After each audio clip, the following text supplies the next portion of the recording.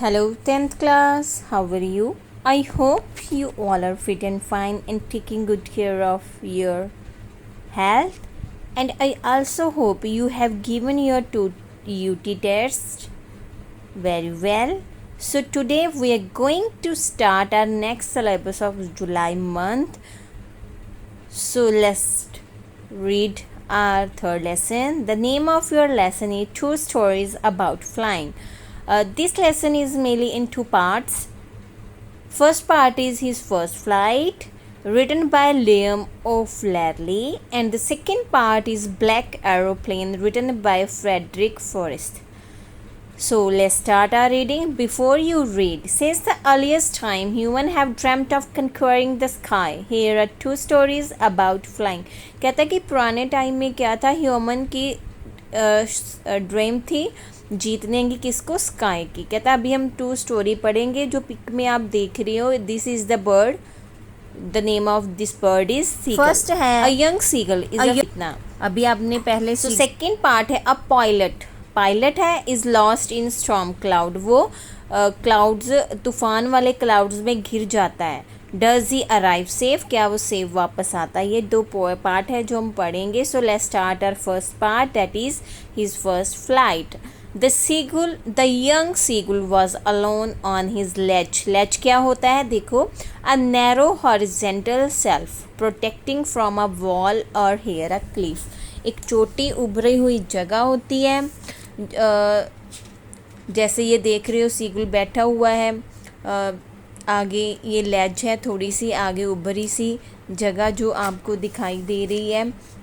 ये क्या है, सीगुल है जो यहाँ पे फंस जाता है और उसको उड़ने से डर लगता है. वो बहुत ज़्यादा डरता है.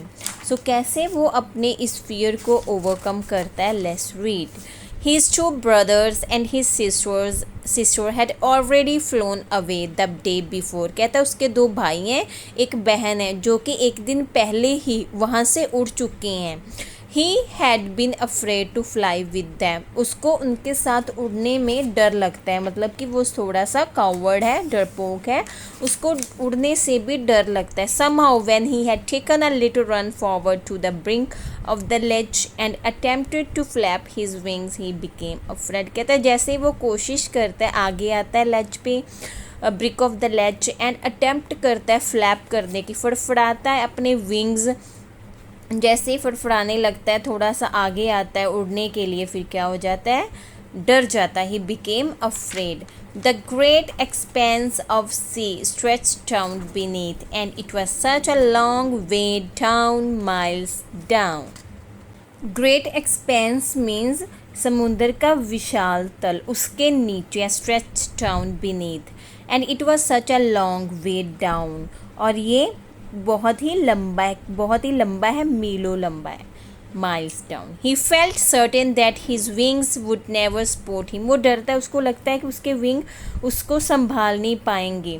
सो he bent his head and ran away back to the little hole under the ledge where he slept at night. फिर क्या करता है, वो सिर झुकाता है, दौड़कर वापस लेज के नीचे, लेज को क्या बोलते हैं, शिला फल्क, उसके नीचे आ जाता है. एक सुराख है, होल है, वहाँ पे चला जाता है जहाँ पे वो रात को सोया था. सो नेक्स्ट क्या होता है, even when each of his brother and little sister whose wings were far shorter than his own ran to the brink, flapped their wings and flew away. He failed to muster up courage to take that plunge which appeared to him so desperate. क्या होता है, उसके जो भाई हैं दो, उसकी बहन है, उनके विंग्स भी उसी की तरह छोटे हैं, उससे उसके पंखों से भी ज़्यादा छोटे हैं. किनारे की तरफ दौड़ कर गए थे. उन्होंने भी अपने पंख फड़फड़ाए थे और वह छलांग लगा के उन्होंने साहस, करेज अपना जुटाया और उड़ गए. पंख फड़फड़ाए और उड़ गए. बट जो वो सीगुल है, उसको उनके साथ उड़ने में भी वो अपना करेज नहीं ले पाता है, और वो डर जाता है और वो वहाँ पीछे वापस दौड़ जाता है. His father and mother had come around calling to him cheerily, upbraiding him, threatening to let him starve on his ledge unless he flew away, but for the life of him he could not move। क्या कहते हैं, उसके भाई बहन sorry उसके mother उसके father उसको आवाज़ लगाते हैं, उसके पास दोबारा आते हैं, उसे तीखी आवाज़ शिरले मतलब तीखी आवाज़ लगाते हैं, उसको बुलाते हैं, उसे डांटते हैं, उसे धमकी भी देते हैं, थ्रेटन। बट वह उसको बोलते हैं कि तू यहाँ रहेगा तो भूखा मर जाएगा, भूखे मरने के लिए उसको छोड़ जाएंगे यदि वो ना उड़ा। बट वो अपनी जान को बचाने के लिए इसी डर से कि कहीं वो मर ना जाए वो वहाँ पे से हिलता नहीं है। That was 24 hour ago, 24 घंटे की बात है। Since then nobody had come near, उसके पास कोई भी नहीं आता। The day before, all day long, he had watched his parents flying about with his brother and sister, perfecting them in the art of flight। कहता है 24 घंटे हो गए, एक दिन पहले से वो देख रहा अपने भाई बहन को अपने माता पिता के साथ उड़ने की प्रैक्टिस करते हुए, वो उन्हें और उड़ने की परफेक्शन दे रहे हैं। जैसे कि आप में देख रहे हो कि वो कैसे उड़ते हैं ना, वो उनको और भी बेहतर उड़ना सिखा रहे हैं, कैसे उड़ना है, कैसे उन्होंने अपना शिकार करना है। Teaching him how to skim to the waves, पानी की लहरों के पास कैसे जाना, स्किम की to move lightly just above a surface, पानी के ऊपर तह के ऊपर कैसे उड़ते हैं। How to dive for fish, उड़ते हुए कैसे भोजन पकड़ना है, अपना फिश को कैसे पकड़ना है। He had in fact seen his older brother catch his first hearing and devour it. कहता है उसने देखा कि उसका जो छोटा भाई है कैसे वो अपने मछली को पकड़ता है, गोता कैसे लगाता है, मछली को कैसे पकड़ता है,